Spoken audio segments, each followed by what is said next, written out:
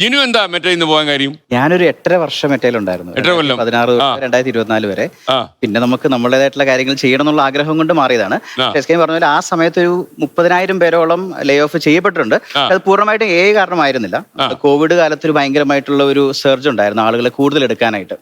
പിന്നെ കോവിഡ് കഴിഞ്ഞപ്പോൾ അത്രയും പേര് വേണ്ട എന്നുള്ളത് കൊണ്ട് കുറെ പേരെ പറഞ്ഞു വിട്ടുകൊണ്ട്, എന്നാൽ AI കാരണവും ചില ലേ ഓഫുകൾ നടന്നിട്ടുണ്ട്, അതില്ലെന്ന് പറയാൻ പറ്റില്ല. അപ്പൊ സുരേഷ് പറഞ്ഞ പോലെ ഇതിനൊന്നിച്ച് ഒഴുകാൻ അപ്ഡേറ്റ് ചെയ്യാൻ തയ്യാറാണെങ്കിൽ ഇതിൽ സാധ്യതയുണ്ടോ? തീർച്ചയായിട്ടും. നമ്മൾ മനസ്സിലാക്കേണ്ട കാര്യം AI അല്ല ആളുകളുടെ ജോലി കളയുന്നത്. AI അറിയുന്ന ഒരു വ്യക്തി AI അറിയാത്തൊരു വ്യക്തിയുടെ ജോലി കളയാൻ സാധ്യതയുണ്ട്. നമ്മളതിനെ അങ്ങനെയാണ് ചിന്തിക്കേണ്ടത്. കാരണം ഏറ്റവും ബേസിക് ആയിട്ടുള്ള നമ്മൾ ഡെയിലി ചെയ്യുന്ന ഈ മണ്ടേൻ ജോലികളുണ്ടല്ലോ, ഇപ്പം ഡേറ്റ കളക്ട് ചെയ്യുക, അങ്ങനെ കുറെ നമുക്ക് റിപ്പറ്റേറ്റീവ് ആയിട്ടുള്ള ജോലികളില്ലേ, അതൊക്കെ AI ഭയങ്കരമായിട്ട് റീപ്ലേസ് ചെയ്യുന്നുണ്ട്. അപ്പം അങ്ങനെ ചെയ്യുമ്പോൾ AI നമ്മൾ കൂടെ ഒരു സഹയാത്രികനായി വെച്ചുകൊണ്ട് അപ്ഡേറ്റഡ് ആയി അതിന്റെ നെക്സ്റ്റ് ലെവലിലേക്ക് പോകാൻ സാധിക്കണം. പൊതുവെയുള്ള ഒരു രീതി അങ്ങനെ തന്നെയാണല്ലേ. ഞങ്ങൾ വരാം. തൊഴിലാളികൾക്ക് വേണ്ടി ജീവിക്കുന്ന ഒരു സംഘടനയുടെ അധിപനാണ് അങ്ങ്. എനിക്ക് തോന്നുന്നത് ഈ തൊഴിലാളികൾ എത്രമാത്രം അപ്ഡേറ്റഡ് ആണ് ഇതിലെന്നൊക്കെ എനിക്ക് സംശയമുണ്ട്. സർ, ഈ കമ്പ്യൂട്ടറൈസേഷൻ വന്നപ്പോൾ ഏറ്റവും കൂടുതൽ ബ്ലെയിം ഏറ്റുവാങ്ങേണ്ടി വന്ന ഒരു പ്രസ്ഥാനത്തിന്റെ ഭാഗമാണ് ഞാൻ. EMS-നെയാണ് അതിന്റെ അപകടത്തെ സംബന്ധിച്ച് അദ്ദേഹം ശ്രീകണ്ഠൻ സാർ ഇപ്പൊ തന്നെ പറയുന്നത് പോലെ EMS അന്ന് പറഞ്ഞിരുന്നു ഇതിൽ കുറെ അപകടമുണ്ട്, പതിഞ്ഞിരിക്കുന്ന കുറെ അപകടമുണ്ടെന്ന് പറഞ്ഞു.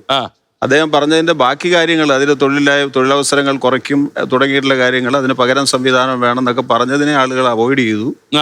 മറ്റത് മാത്രം കൊണ്ടുവന്ന് പഴഞ്ചനാണ് കമ്മ്യൂണിസ്റ്റ് പ്രസ്ഥാനം എന്നൊക്കെ പറഞ്ഞുകൊണ്ട് ഭയങ്കരമായിട്ട് ബ്ലെയിം കേൾക്കേണ്ടി വന്നു. എന്നാൽ കമ്മ്യൂണിസ്റ്റ് പ്രസ്ഥാനം ഒരിക്കലും കമ്പ്യൂട്ടറൈസേഷനെയോ യന്ത്രവൽക്കരണത്തെയോ AI നിർമ്മിത ബുദ്ധിയെയോ ഒന്നും എതിർക്കുന്നവരല്ല. അത് വന്നുകൊണ്ടിരിക്കും. പക്ഷേ ആ വന്നുകൊണ്ടിരിക്കുന്ന മാറ്റങ്ങൾ നമ്മൾ അനുസരിക്കുന്നതോടൊപ്പം അദ്ദേഹം പറഞ്ഞ പോലെ AI അറിയാത്തവൻ്റെ മാത്രമല്ല ജോലി പോകുന്നത്. AIയുടെ ഇംപ്ലിക്കേഷൻ, അതിൻ്റെ പ്രയോഗം വന്നു കഴിയുമ്പോൾ സ്വാഭാവികമായിട്ടും അതൊരു അരക്ഷിത തൊഴിൽ കമ്പോളമാണ് സൃഷ്ടിക്കുന്നത്. അതിന്റെ കോൺസിക്വൻസിലേക്ക് നമ്മൾ വിശദമായി പോയി കഴിഞ്ഞാൽ ഒരുപാട് പ്രശ്നങ്ങളുണ്ട്. അതാണ് ഇപ്പോൾ IT കമ്പനികളിലെല്ലാം കൂട്ടമായി എക്സിറ്റ് എന്ന് പറഞ്ഞൊരു ബോർഡ് വെച്ചിട്ടുണ്ട്. അവിടെ ബെഞ്ചുമേ കയറ്റി നിർത്തിയിട്ട് പുറത്തേക്ക് പോക്കളാനാണ് പറയുന്നത്. അങ്ങനെ പറയുന്നത്.